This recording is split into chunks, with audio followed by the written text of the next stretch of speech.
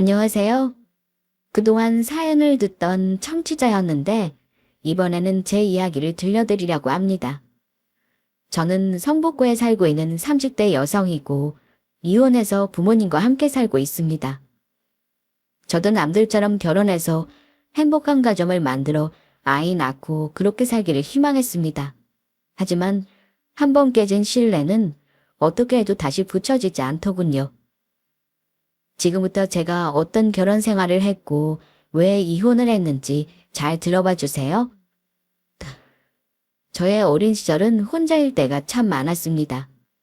부모님이 모두 맞벌이셔서 가끔 할머니가 오시면 시간을 보냈고 아니면 혼자 책을 보거나 했죠. 외로울 때도 많았지만 일하시는 부모님을 보면서 자연스레 저도 빨리 학업을 마치면 사회에 나가 일을 해야겠다라는 생각을 하곤 했습니다. 사실 저에게는 꿈이 하나 있었는데 치과에서 일하는 거였습니다. 치과 의사가 되면야 더없이 좋았겠지만 가끔 충치 치료를 하러 치과에 방문했을 때 엄마 없이 혼자 가는 게 참 두려웠는데 예쁜 언니가 무섭지 않게 손을 잡아주고 제 치아를 봐줄 때 너무 기분이 좋았습니다. 오히려 의사 선생님은 무서워서 입도 잘 벌어지지 않았는데 치위생사 언니한테만큼은 마음이 편해지더라고요. 그래서 저는 대학도 치위생과를 선택해서 들어갔고 열심히 자격증도 따서 동네 치과의 치위생사로 취업도 하게 되었답니다. 처음에는 실수도 많이 했지만 연차가 쌓여갈수록 실력도 늘고 저 때문에 오신다는 손님들도 있을 정도로 상당히 직업에 만족감을 느끼며 일하고 있었죠. 그래서 같이 근무하는 직원들은 물론이고 한 달에 두세 번 정도 오시는 치과 기공사분과도 친분이 생겼습니다. 이상하게 눈길이 자꾸만 가는 사람이었고 유독 저에게만 친절하게 대하는 게 느껴지다 보니 이 사람도 나에게 호감이 있구나 싶은 걸 단번에 느낄 수 있었습니다. 그렇게 저희는 썸을 타면서 조심스럽게 더 친해졌고 제가 먼저 정식으로 사귀자는 말을 건네면서 교제를 시작했습니다. 저 혹시 저랑 한번 만나보실래요? 네. 저야 좋은데 괜찮으시겠어요? 그런 대답이 어디 있어요. 서로 좋으면 만나는 거죠. 사실 제가 제대로 연애를 해본 적이 없다 보니 미경 씨한테 마음은 있는데 어떻게 해야 할지 모르겠더라고요. 먼저 얘기해 주셔서 고마워요. 정말 일만 하는 남자였습니다. 여자라고는 저 말고 관심도 없었고 연애를 시작하면서 일편단심 모습을 보여주는 건 참 좋더라고요. 하지만 만남을 가지면서 답답한 순간도 있었습니다. 남자친구는 조용하고 말수가 없는 성격이었는데 저는 그 반대로 활발하고 적극적인 성격이었죠. 그래서 더 서로가 잘 맞기도 했지만 가끔은 뭐든 제가 주도하는 데이트가 싫을 때도 있더군요. 동훈 씨, 오늘은 자기가 하고 싶은 거 하는 거 어때? 매번 내가 영화 보자 어디 가자 그랬으니까 이번엔 자기가 정하자. 에이, 나 그런 거 잘 못하는 거 알잖아. 자기가 알아서 해. 난 그게 좋아. 알았어, 그럼. 오늘은 한강 가서 맥주 한잔하고 들어가자. 괜찮아? 그럼 좋지. 오늘 맥주 한잔하고 대리 불러서 가지 뭐. 얼른 가자.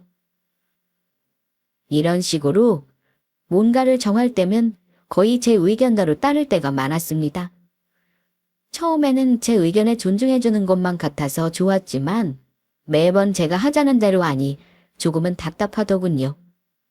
아무튼 저희는 1년 반 정도의 연애 기간을 가졌는데 그동안 크게 다툰 적도 없었기에 이대로 결혼해서 살아도 크게 문제 없을 것 같다는 생각이 들었습니다. 하지만 결혼도 서로 얘기가 오고야 가능한 건데 남친에게서 그런 말이 나오기를 기다리는 건 불가능해 보였습니다. 사귀자는 말도 제가 먼저 했으니까요. 그래서 프로포즈를 해볼까 이런 생각도 했었는데 어느 날 웬일로 남자친구가 먼저 결혼 얘기를 꺼내는 게 아니겠어요? 너무 반가운 얘기라 고민 없이 저는 바로 좋다고 해버렸네요. 사실 주변 친구들을 보면 남친한테 멋진 프로포즈도 받고 선물도 받고 하던데 뭐 꼭 여자가 받아야 하는 건 아니잖아요. 그래서 여러 생각을 하던 중이었는데 남자친구가 용기를 내주었더군요. 그래서 바로 대답했죠. 그날 이후 저희 집에 먼저 남자친구를 데려가 인사를 시켰는데 엄마 아빠 모두 허락해 주셨어요. 남자친구는 그동안 연애 한번 제대로 못한 일명 숙맥이었거든요. 그게 부모님의 눈에도 보인 거죠.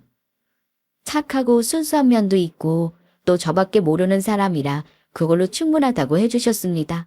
또한 치과 기공사라는 안정적인 직업도 좋게 보신 듯 하고요. 우리 미경이가 어디가 그렇게 좋은가? 제 눈에는 정말 다 이쁩니다. 완벽하고요. 우리 딸 예쁘게 봐주니 고마워요. 아닙니다. 제가 한참 부족한데 잘 부탁드릴게요. 제가 엄청 돈을 많이 버는 건 아니지만 미경이 고생시키지 않고 잘 살 수 있습니다. 그건 확실합니다. 그래, 남자는 그 정도 배짱은 있어야지. 마음에 드네. 우리 딸 잘 부탁해요. 정말 화기애애한 분위기 속에서 인사를 잘 마쳤습니다. 그런데 남자친구의 집에 인사를 드리러 가서는 제가 이 결혼을 해도 되는지 약간의 의심이 생기더라고요. 엄마, 미경이 인사 왔어요. 오, 그래. 반가워요. 안녕하세요. 최미경입니다. 과일 좋아하신다고 하셔서 망고 좀 사왔어요. 아유, 뭘 이런 걸 다 사왔어요. 빈손으로 와도 괜찮은데. 처음 뵙는 거라서 그냥 올 수가 있어야죠. 그럼 나도 가만히 있을 수는 없고. 이거 한번 써볼래요? 화장품인데 엄청 좋아요. 내가 이걸 어디서 샀냐면은, 아, 엄마, 미경이 화장 잘 안 해요. 주지 마요. 얘는 내가 알아서 해. 이거 이따가 몇 개 챙겨줄 테니까 가지고 가요. 부모님도 드리게 넉넉하게 챙겨줄게요.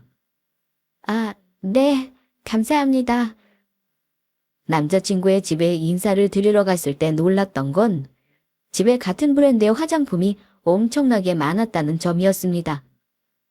남자친구의 어머님이 챙겨준 화장품을 집에 와서 열어보니 다단계 브랜드로 유명한 제품이더군요. 그래서 설마 다단계를 하고 계시는 건가 하는 생각이 들었죠. 걱정되는 마음에 남자친구에게 물어보니 자긴 잘 모른다고 하길래 더 이상 묻지 않았습니다. 물어봐도 모르겠다는 답만 해줄 뿐이었으니까요. 사실 다단계라고 해도 좋은 제품도 분명 있을 수 있고 그걸 남친의 어머님이 사서 쓸 수도 있는 거니까요. 함부로 나쁜 의심을 해서도 안 되고 그러고 싶지도 않아서 더 이상 추측은 않기로 하고 결혼 준비에만 신경을 썼습니다. 그런데 집을 구하는 일부터 조금씩 의견이 맞지 않아서 계획대로 진행을 할 수가 없었습니다. 저기 미경아, 사실은 내가 모아놓은 돈이 많지 않아서 절반을 부담하기는 어려울 것 같아. 아, 그래? 뭐 꼭 똑같이 반은 나눌 필요는 없지. 나는 좀 더 보탤 수 있을 것 같긴 한데 그럼 부족한 건 대출 받을까? 아니, 대출은 좀 그렇고 우리 평수를 좀 줄여서 알아보자. 차차 늘리지 뭐. 그래, 그것도 괜찮아. 근데 대출은 왜 싫은 거야? 우리 이자도 높지 않을 텐데 둘 다 돈 버니까 갚는데 문제 없을 거고 오히려 집 구할 때 대출 없이 사는 게 어려워. 빚 없이 살아야 마음이 편할 것 같아, 미경아. 그러니까 형편대로 작은 집에서부터 시작하고 우리 둘 다 돈 모아서 좋은 아파트로 나중에 이사 가자. 대출 없이 살고 싶다는 남친의 말에 저도 같은 생각이었습니다. 그래서 남친 말대로 작은 평수로 집을 알아보고 전세로 계약을 했죠. 살면서 늘리는 재미도 있을 것 같아 좋게 생각하기로 했습니다. 그렇게 저희는 결혼식을 무사히 올렸고 서로 알콩달콩 신혼을 즐기며 살고 있었습니다. 제가 야근 근무를 하는 날에는 남편이 먼저 집에 와 저녁 준비를 하기도 했고 주말이면 야외에 나가서 바람도 쐬고 말이죠. 그런데 가끔 시모에게 문자가 오곤 했는데 결혼 전 인사 갔을 때 받았던 화장품 사진을 보내시며 더 필요하지 않냐고 하셨습니다. 제가 쓰는 화장품은 따로 있어서 괜찮다고 했더니 주변에 살 사람 오는지 물어보라는 내용도 있었습니다. 이때 뭔가 기분이 쎄하더군요. 결혼을 앞두고 설마 다단계를 하진 않겠지 하면서 무심코 넘겼는데 뭔가 불길했습니다. 그래서 남편에게 어머님의 문자를 보여주며 어머님이 다단계 하시는 것 같다고 하니 절대 아니라고 하더군요. 그러던 어느 날 시댁에서 빨리 오라는 연락이 왔습니다. 그래서 급하게 준비하고 시댁에 갔는데 대뜸 남편 맹으로 대출을 좀 받아달라고 하시는 게 아니겠어요? 갑자기 너무 황당했습니다. 예. 도훈아, 네 이름으로 대출 좀 받을 수 있지? 한 1,000만 원이면 될 것 같은데. 엄마, 대출은 절대 안 된다고 했잖아요. 왜 그러세요, 자꾸? 진짜 급해서 그래. 미경아, 그럼 나는 해줄 거지. 응. 네? 어머니 근데 어디에 쓰시려고 대출을 받으시려는 거예요? 1,000만 원이 적은 돈도 아닌데? 그건 알 거 없고 내가 급해서 그러니 한번 대출 되는지는 알아볼래? 미경아, 너 일단 집으로 먼저 가. 내가 엄마랑 얘기하고 갈게. 아니 미경이도 들어야지 왜 내보내? 왜? 저랑 얘기해요, 네? 남편은 그렇게 저를 먼저 집에 보내고는 어머님과 단둘이 얘기하겠다고 했습니다. 저보고 다짜고짜 대출을 받으라고 하는 어머님의 말씀에 어안이 벙벙하고 어떻게 거절해야 하나 순간 걱정이었는데 남편 말에 따라 집으로 와버렸습니다. 그리고는 한참 뒤에서야 남편이 집에 돌아왔는데 결국 대출 얘기는 없던 일로 하기로 했답니다. 그런데 사용처가 너무 궁금한 겁니다. 그래서 남편에게 물어봤죠. 어머님이 어디에 돈 쓰시려고 하시는 거야? 없던 일로 하기로 했으니까 더는 묻지 말아주라, 응? 아니 그래도 갑자기 연락 오셔서 대출 얘기를 꺼내신 거면 급하신 걸 텐데 말 안 해줄 거야? 우리 가족인데 숨기는 건 없어야 하지 않아? 한참을 고민하던 남편은 그제서야 저에게 말해주었습니다. 실은 우리 엄마가 빚이 좀 있으셔.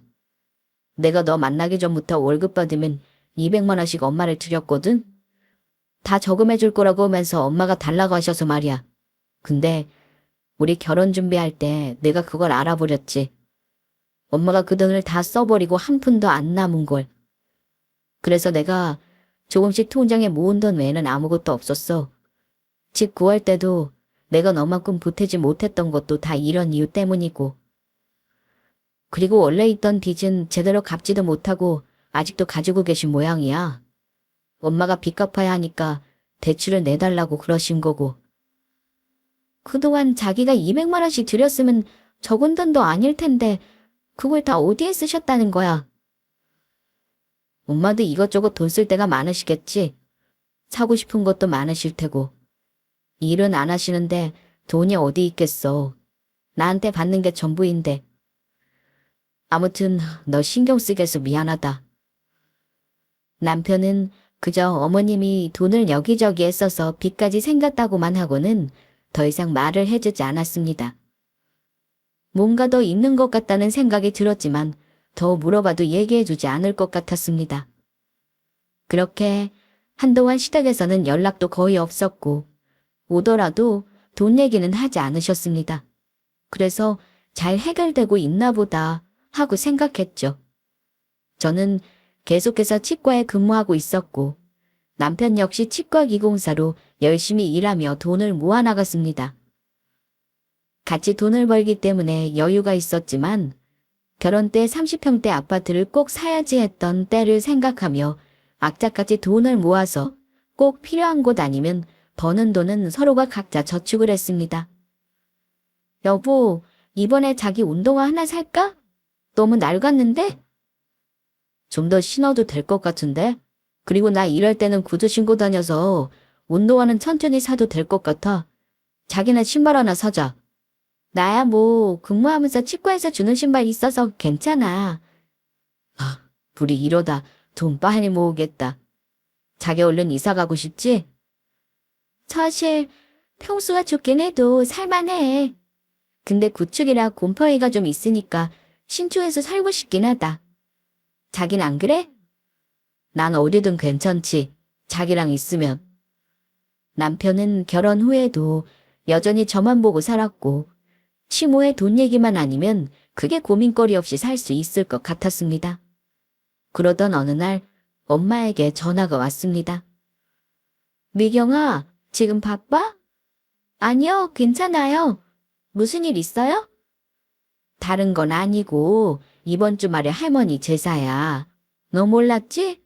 아, 맞다. 깜빡했어요. 주말이니까 우리 갈게요. 오, 결혼하고 처음이니까 집에서 제사도 지내고 산소도 한번 가자. 알겠어요. 두문 씨한테도 말해놓을게요. 할머니 제사가 있어서 전화를 하신 건데 결혼하고 인사도 드릴 겸 같이 가길 원하셨던 것 같습니다. 그런데 주말에 남편과 함께 친정에 가서 제사를 지내고 엄마 아빠와 다 같이 할머니 산소가 있는 시골로 향했습니다.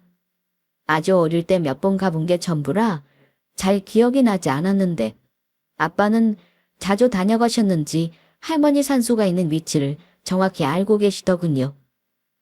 그렇게 산소에 가서 인사까지 드리고 내려와 집에 가려는데 아빠의 지인분인 김씨 아저씨가 저희를 보시고는 한 걸음에 달려와 당장 부동산을 가보라고 하시더군요. 아유, 미경아 오랜만이다. 남편이냐? 잘생겼구만. 안녕하세요. 제 남편이에요. 결혼하고 인사도 드릴 겸 왔어요. 그래, 그래. 잘 왔다. 이봐, 미경 아빠. 당장 부동산 가봐, 얼른. 부동산은 왜? 내가 그때 오래전에 사라고 했던 그 땅 엄청나게 올랐는데 몰라. 나도 그때 조금 샀는데 돈이 좀 되네. 더 사들 걸 싶더라고. 그렇게 저희는 영문도 모른 채 아빠를 따라 부동산에 가보았고 글쎄 아빠가 사두었던 땅이 50억이 되었다는 말을 들었습니다. 저희 가족은 너무 놀라 정말인지 여러 번 확인까지 했죠. 아니, 우리한테 땅이 있었어요? 아빠 언제 땅 산 거예요? 한참 됐지. 나도 가물가물한데 그때 당시 땅이 얼마 하지도 않았고 나도 가진 돈이 많지 않아 고민하다가 산 거거든. 김씨가 꼭 사야 한다고 하도 그래서 샀더만 이게 이렇게 올랐네. 참 세상 오래 살고 볼 일이구만. 아니 정말 김씨 아저씨 말 듣길 너무 잘했네요. 여보 50억이라니? 아 꿈만 같다 얘. 와 축하드려요. 장인어른 로또보다 더 큰 돈이잖아요. 와 어떻게 이런 일이 진짜 신기하다. 아 그럼 이거 파실 거예요? 땅은 가지고 있으면 더 가치가 오르는 거 아니야?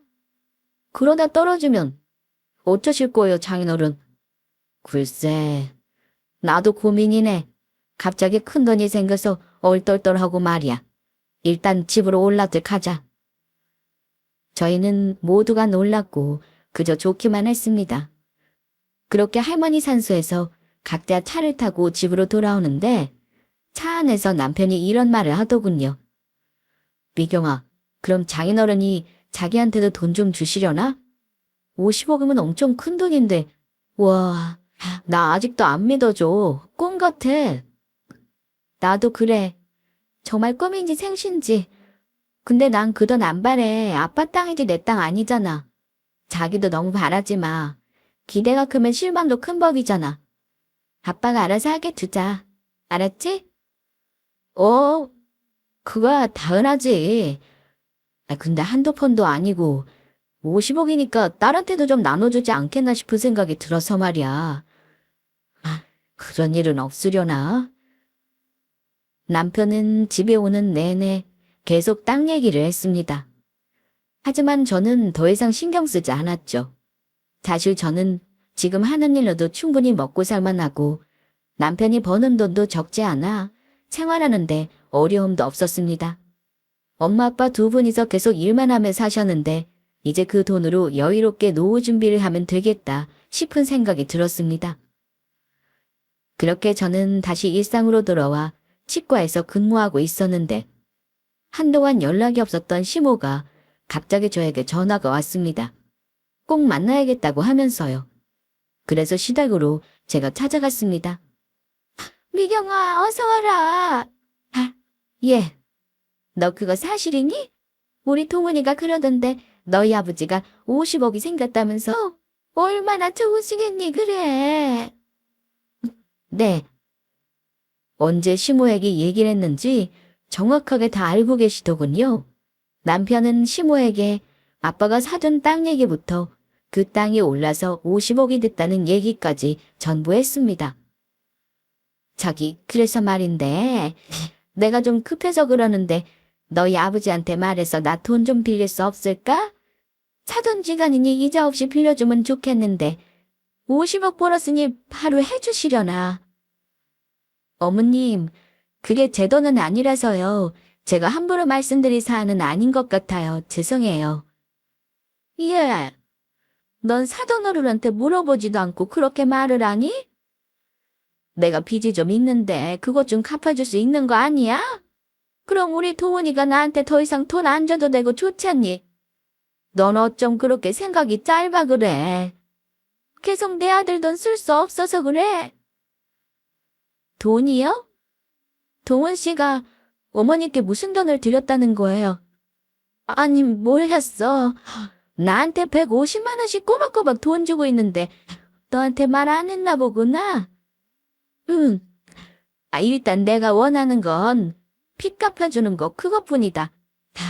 아버지한테 꼭 좀 여쭤봐. 그리고 네가 푸시 좀 해. 사돈 어른 힘드시다 하면서. 그리고 너 갈 때 이것 좀 가져가. 내가 저번에 준 화장품인데 너무 많아서 말이다. 근데 너 써보긴 했니? 그거 좋으면 좀 사도 되는데 안 필요해. 저 화장품 쓰는 게 따로 있어서요. 가져가도 안 쓸 것 같아요. 저 그럼 일어나 볼게요. 돈 얘기는 못 들은 걸로 하겠습니다. 저는 급하게 자리에서 일어나 시댁에서 나왔습니다.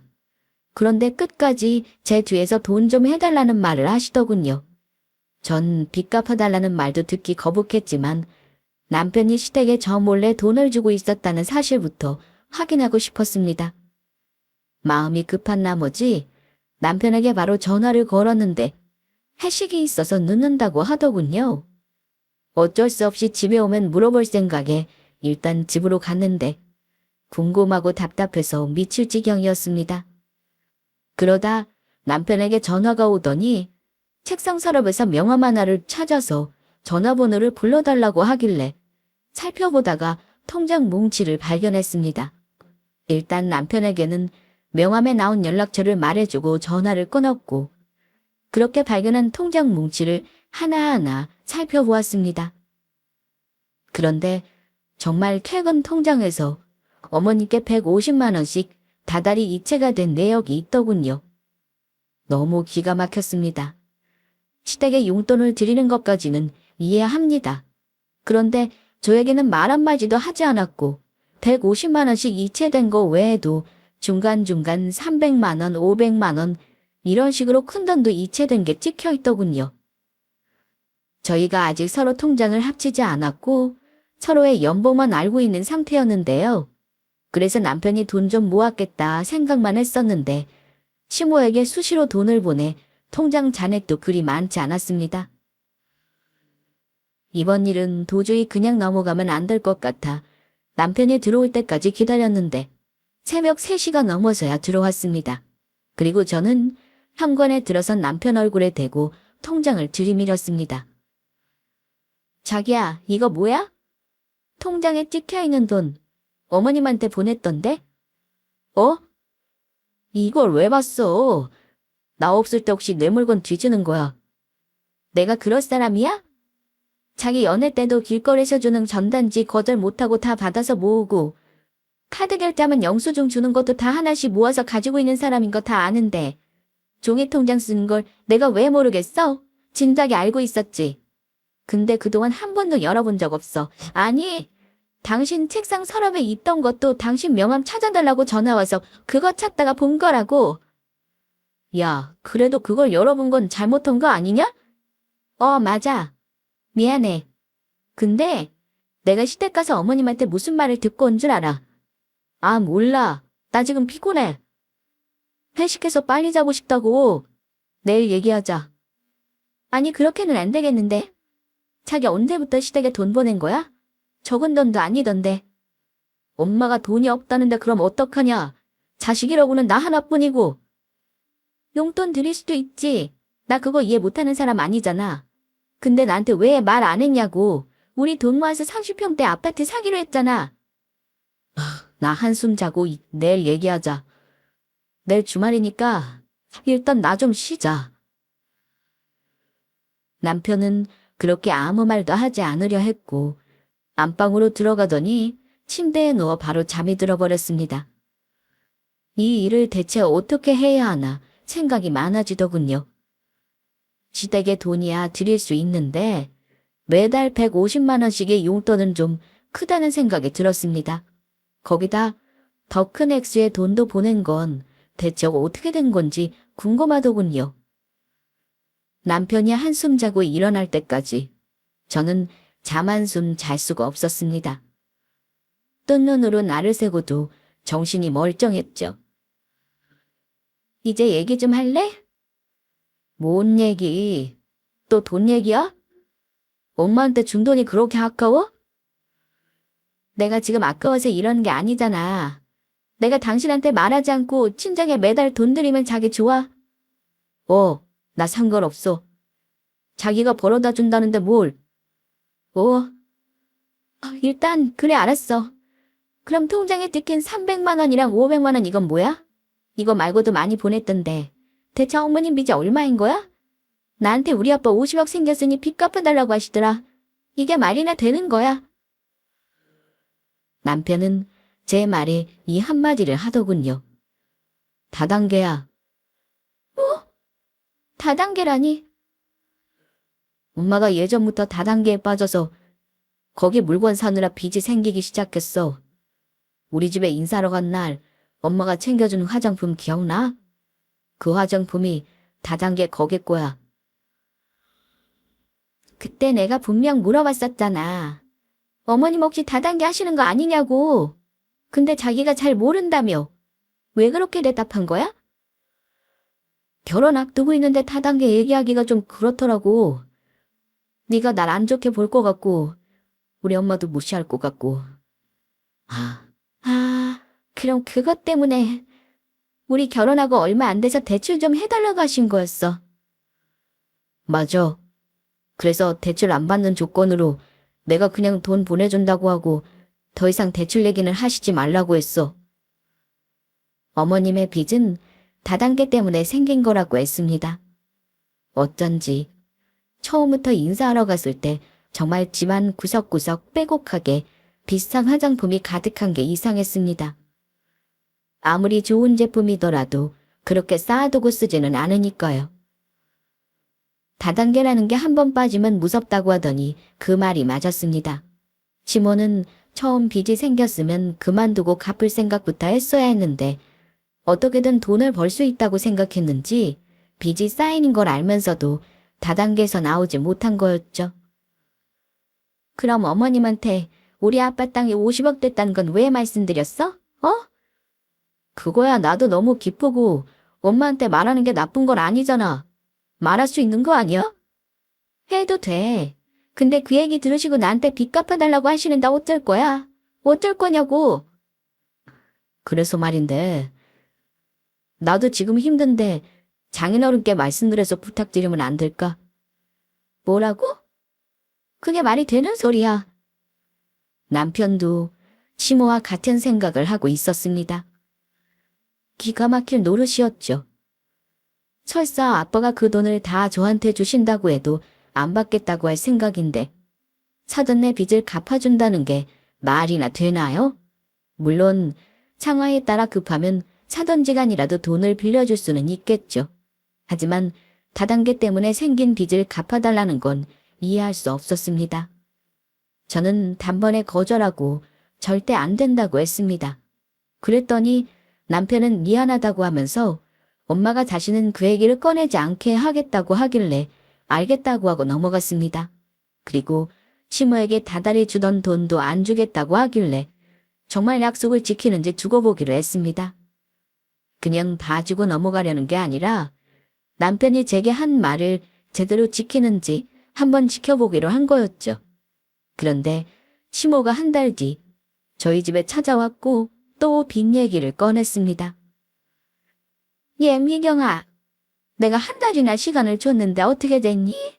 사돈 어른께는 말씀드려봤고? 네. 아니요, 말씀 안 드렸어요. 그럴 일 없을 거고요.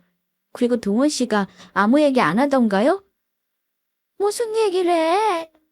너한테 계속 잘 말하고 있다고 설득 중이라고 해서 내가 여태 기다린 건데. 뭐라고요? 정말 동원 씨가 그렇게 말했어요. 남편은 제 앞에서는 어머님이 그런 얘기를 못하게 하겠다고 했지만 정작 어머님 앞에서는 전혀 다르게 얘기를 했더군요. 연애 때부터 알았지만 우유보다 난 이 성격이 정말 일을 점점 더 복잡하게 만들고야 말았습니다. 거기다 매달 돈 들이는 것도 안 하겠다던 남편이었는데 계속해서 돈도 들이고 있었습니다. 어머니, 전에도 말씀드렸지만 그 돈은 아빠가 알아서 하실 거고 저한테는 아무 권한이 없어요. 제 땅이 아니라고 말씀드렸잖아요. 네가 딸이니까 가서 말이나 해보라는 거 아니냐. 아니면 내 아들 버는 족족 돈 다 쓰게 생겼는데 네가 책임질 거냐? 그것도 아니면 우리 집에 있는 화장품 좀 팔아보든가. 그거 좋은데 왜 이렇게 한 판이나 몰라? 시모는 답답한 소리만 늘어놓았습니다. 빚을 갚기 위해 남편의 돈을 다 쓸 수밖에 없고 그것도 모자라 시댁에 산처럼 쌓여있는 다단계 제품을 팔아보라는 얘기도 하셨죠. 저는 더 이상 지우질 끌 것도 없이 더는 돈 얘기 안 듣겠다고 하면서 다시는 하지 말라고 단호하게 말씀드렸습니다. 아니 너는 어른한테 그게 무슨 말버릇이냐? 어? 그리고 가족끼리 서로 돕고 사는 거지. 설마 5억은 못 해줄까? 너 얼른 전화 넣어봐라. 물어보지도 않고 이러는 거 아니다. 혹시 알아? 단번에 해주겠다고 하실지? 뭐든 해봐야 아는 거라고. 여태까지 동훈 씨가 저 속이고 어머니께 돈 계속 드렸는데 이번에 빚 갚아드린다고 해도 안 그럴 거란 보장 있어요? 저희 부부인데 이미 신뢰 깨졌다고요. 대체 빚이 얼마길래 그러세요, 네? 네가 줄 거냐? 7억이다, 7억. 이거 너희 아버지가 갚아주면은 너희 돈 버는 대로 모아서 아파트도 살 수 있고 얼마나 좋으냐. 시모의 빚은 무려 7억이나 되는 돈이었습니다. 다단계 물건을 사는데 쓰는 돈과 투자금까지 더해서 적지 않은 빚이 있는 상황이었습니다. 저는 그럼에도 계속 거절했고 알아서 해결하시라고 했습니다. 그랬더니 시모가 대뜸 이혼하라고 하더군요. 자기 아들하고 헤어지라면서 저 같은 며느리는 필요 없다고 하면서 말이죠. 그래? 그럼 너 이혼해라. 내 아들하고 살 거면 시애미 말도 잘 들어야지. 어쩜 무슨 말만 하면 안 된다고 거절하기만 하니, 어머님, 아무리 그래도 이혼을 하라니요. 그리고 이상하게 이혼을 해도 제가 먼저 하자고 해야 하는 거 아닌가요? 아니 뭐야. 너무 잘했다고 이혼 얘기를 하는 거야? 그때 마침 남편이 집에 들어왔고 시모와 이혼 얘기가 오가자 꼴먹은 머리가 된 남편이었습니다. 자기 말 좀 해봐. 우리 이 일로 이혼하는 게 맞아? 어머님이 이혼하라고 하시네? 너 얘랑 헤어져. 그리고 처음처럼 우리 둘이 같이 살자, 어? 도훈아, 말 좀 해봐라. 왜요? 동호 씨 월급 이번엔 다 가져가시려고요? 결혼 전에 매달 200만 원씩 저금해준다면서 가져가셨다던데 그 돈 어디 있어요? 아니, 네가 그걸 어떻게... 동훈이 너가 말했니? 그만해, 좀 둘 다. 엄마, 우리 둘이 돈 벌어서 아파트 사기로 했어요. 그래서 열심히 모으는데 엄마가 돈 달라고 할 때마다 힘들다고요. 그리고 미경아, 일이 이 지경이 됐는데 장인어른께 말씀드려서 빚 갚아달라고 말씀드려보는 건 안 될까? 남편은 이도저도 아닌 입장을 보이는 듯 하더니 결국 시모의 편이었고 똑같이 빚을 갚아달라는 말을 아무렇지 않게 하더군요. 그리고는 저와는 이혼은 안 된다면서 시모를 설득하려고 했고 시모는 완강하게 이혼하라고 강요하셨습니다. 중간에서 바보같이 서 있는 남편의 모습이 너무 보기 싫었습니다. 저는 더 이상 고민할 것도 없었습니다. 저는 남편에게 그 자리에서 이혼하자고 했고 같은 공간에 더 이상 같이 있고 싶지 않아 집을 나와서 친정으로 향했습니다. 친정으로 가는 차 안에서 어찌나 눈물이 나오던지 어디서부터 잘못된 건지 머릿속이 복잡하기만 했습니다. 친정에 도착 후 차 안에서 물티슈를 꺼내 대충 얼굴을 닦고 친정집에 들어갔는데 오랜만에 딸 얼굴을 본 아빠는 잘 왔다면서 반겨주시더라고요. 속사정은 전혀 모르신 채 그저 웃는 얼굴로 저를 반기시는데 이혼 얘기를 어떻게 해야 하나 걱정이 앞섰습니다. 그런데 갑자기 제 앞으로 종이 2장을 주시더라고요. 미경아, 마침 잘 왔다. 이거 한번 봐라. 아빠, 이게 뭐예요? 현금 증여 계약서. 그래, 아빠가 땅값 오르고 나서 고민 많이 하셨어. 그냥 가지고 있을지 팔지. 그러다 일부 팔아서 나랑 김서방 돈 주고 싶다고 하시더라. 그래서 얼마 전에 이거 쓰셨다? 아니, 아빠, 저 필요 없어요, 정말. 그리고 저 말고 김서방한테도 10억이나 준다고요. 그래, 너 어릴 때부터 제대로 챙겨주지는 못하고 일만 하느라 고생만 시켰지 않니? 이제라도 너한테 도움되는 아빠가 되고 싶다. 그리고 돈 걱정 안 하게 하고 싶고 말이야. 둘이 20억 받으면 아파트도 살 수 있고 좀 좋아. 결혼할 때 원하는 아파트 못 써서 마음이 안 좋았는데 이제라도 아빠 노릇 좀 하자. 너는 온 김에 도장 찍어.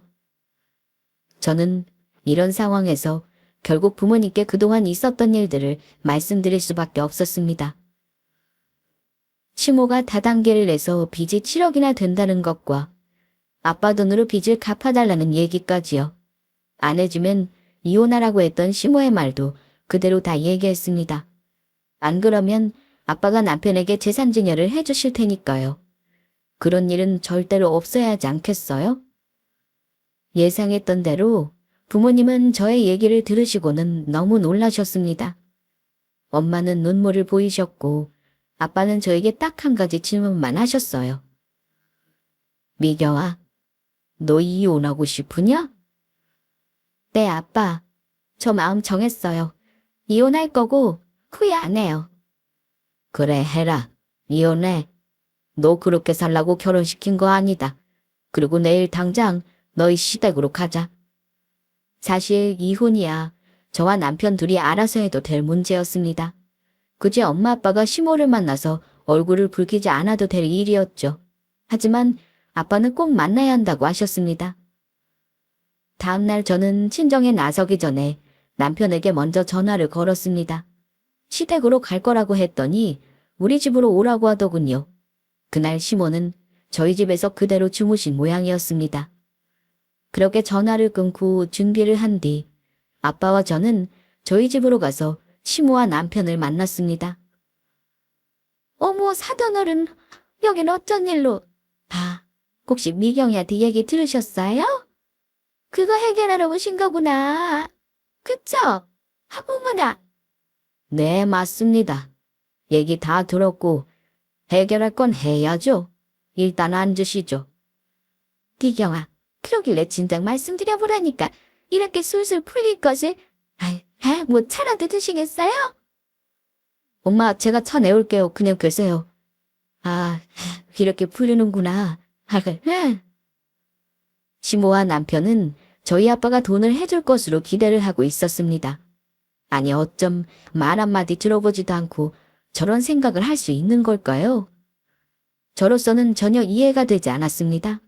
잠시 뒤 아빠는 굳은 표정으로 시모 앞에 서류 한 장을 꺼내 보이셨습니다. 그 서류는 남편 이름이 써있는 현금 증여 계약서였고 10억이라는 액수도 적혀 있었습니다. 그걸 보더니 시모와 남편은 입꼬리가 올라가기 시작했고 이제 다 됐다며 서로 끌어안고 난리도 아니더군요. 하지만 법적으로 아무 효력이 없는 서류였습니다. 증여자와 수증자의 도장이 찍혀 있지 않았기 때문이죠. 하지만 이것까지 보지 못한 두 사람이었습니다. 그저 10억이라는 돈만 보고는 좋다고 날뛰던 두 사람은 잠시 뒤 더 이상 웃을 수 없게 되었습니다. 두 사람이 보는 앞에서 아빠가 그 서류를 찢어버렸습니다. 아니 이게 무슨... 지금 뭐 하시는 거예요? 네? 얘 도훈아, 풀 가져와라. 아니 테이프 가져와. 붙여 얼른. 네 잠깐만요. 테이프 어디 들어와? 아이 찾았다. 여기 엄마. 잘게 찢어진 계약서를 두 사람은 어떻게든 붙여보려고 했습니다. 하지만 붙여본들 아무 소용없었죠. 그걸 붙이고 있는 모습을 보고 있자니 기가 차더군요. 지금 뭐 하시는 겁니까? 그 계약서에는 제가 도장을 찍지 않았습니다. 거기다 증여받는 김서방 도장도 없고요. 붙여봐야 소용없습니다. 아니, 그럼 이걸 왜 보여준 거예요? 사람 놀립니까? 참. 며칠 전까지만 해도 미경이 엄마와 상의해서 제 딸이랑 김서방에게 10억씩 줄 생각이었습니다. 그래서 계약서도 작성해 둔 거고요. 김서방하고 같이 불러서 기분 좋게 증여해줄 일만 남았다고 생각했는데 제 딸한테 어떻게 하셨습니까? 돈 안 갚아주면 이혼하라고요? 네? 그거 다 사실입니까? 어떻게 그런 말을 함부로 하시나요?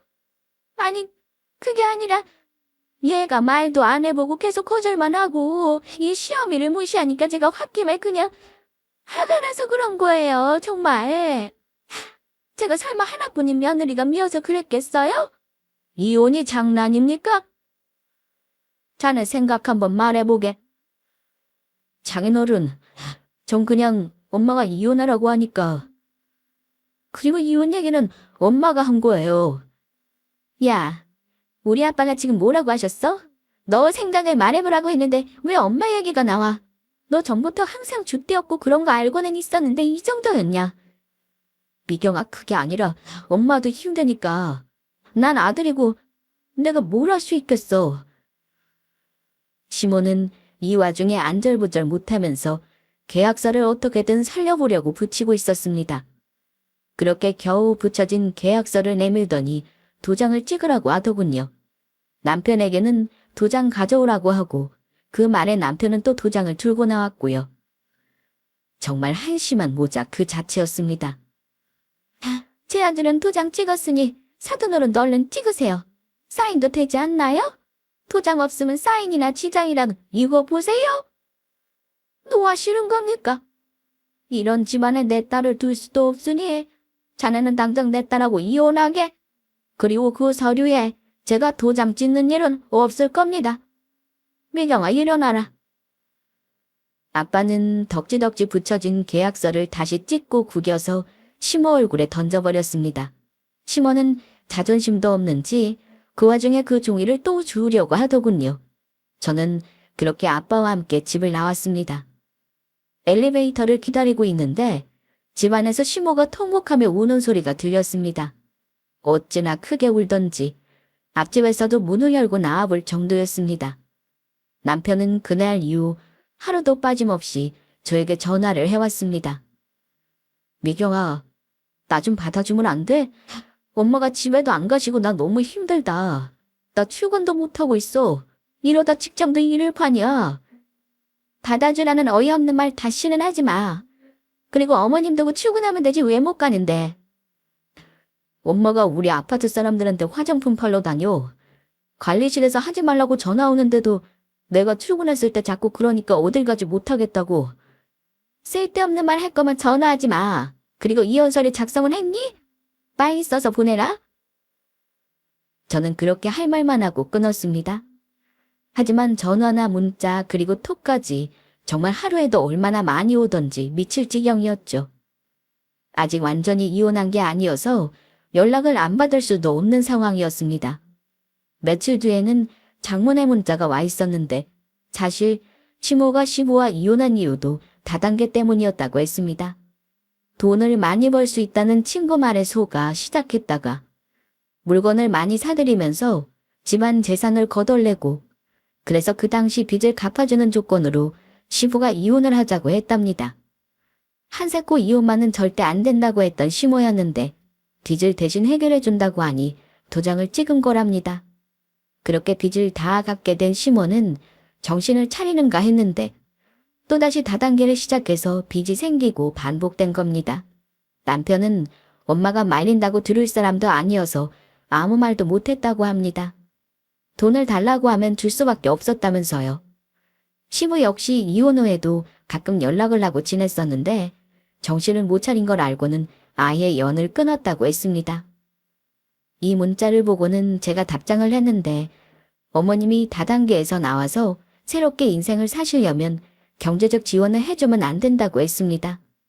그럴 자신이 있냐고 물었더니 남편은 엄마이기 때문에 그럴 수 없다고 하더군요. 이런 사람과 제가 어떻게 같이 살 수 있겠습니까? 그래서 이혼 소송하기 전에 빨리 서류 보내라고 다그쳤고 남편은 엄마와 연을 끊을 수 없다며 결국 저희는 이혼을 하게 되었습니다. 사실 시모의 압박에 못 이겨 남편도 어쩔 수 없는 선택을 한 거라 생각이 들었습니다. 어떻게 보면 불쌍한 사람이죠. 저는 이혼의 아픔이 상당히 오래 갈 거라고 생각했는데 생각보다 금방 잊혀지더군요. 그래서 평소와 같이 치과에 나가 손님들 치아 관리도 해드리고 바쁘게 지냈습니다. 쉬는 날은 친구들도 만나고 부모님과 여행도 다녔습니다. 그런데 전 남편이 제가 다니던 치과에 치과 기공사였기 때문에 저희 부부의 일도 금방 소문이 났는데요. 별로 신경 쓰이진 않았습니다. 그런데 주변 사람들이 전 남편에 대한 이야기를 해주어서 들어보니 정말 진짜 이혼하길 참 잘했다 싶었습니다. 전 시모는 자기 아들 이혼시킨 것도 모자라 다단계를 그만두지 않았고 오히려 지인들을 거짓말로 소개하여 다단계에 들어오게 했다고 합니다. 하지만 그 지인들의 가족들이 사기죄로 전 시모를 고소하면서 징역을 살거나 큰 금액의 벌금을 내야 하는 상황에 처했다고 하더군요. 소개한 사람들이 한둘이 아니다 보니 벌금 액수도 상당했고 자기 엄마가 징역만큼은 살면 안 된다고 생각한 전 남편은 가진 돈 전부와 대출까지 받아 돈을 마련하고 있다고 했습니다. 전 남편과 이혼하지 않고 계속 살았더라면 저까지 빚 갚느라 고생길이 훤했을 것 같습니다.